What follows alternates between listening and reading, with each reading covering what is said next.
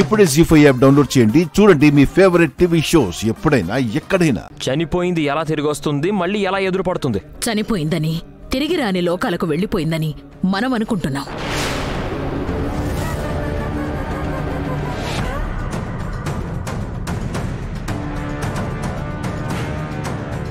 కానీ అసలు లక్ష్మి చనిపోలేదని దీక్షితులు గారు భావిస్తున్నారా?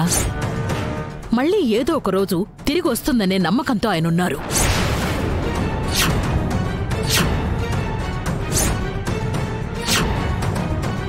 చెప్పరా, లక్ష్మి తిరిగి వస్తే ఏం చేస్తావు? అప్పుడు కూడా ఇలాగే ప్రవర్తిస్తావా? దీక్షితులు గారు చెప్పిందే నిజమైతే లక్ష్మి మీద నాకున్న కోపాన్ని తీర్చుకునే ఒక గొప్ప అవకాశం నాకు దొరికినట్టు.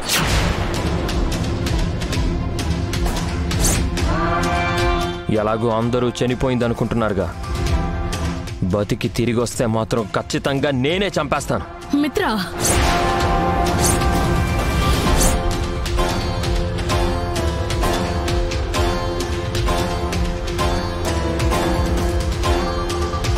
ఏంటి మిత్రా మాటలు?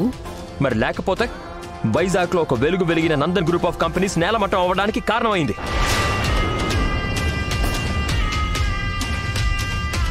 మనందరి భవిష్యత్తు ఏమైపోతుందో తెలియని ఒక అంధకార పరిస్థితుల్లో పడేసి వెళ్ళిపోయింది.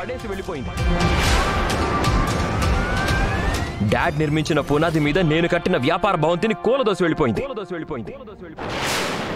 అలాంటి లక్ష్మిని నేనంత సులువుగా క్షమిస్తాననుకున్నావా మామ్? ఎట్టి పరిస్థితుల్లోనూ అది జరగదు.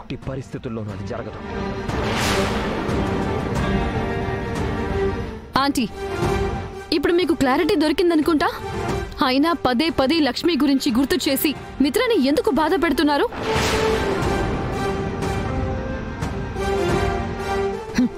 మీరు నిజంగా మిత్ర మంచి కోరుకునే వాళ్లే అయితే మిత్రని ఇలా మానసికంగా చిత్రవద చేయరు.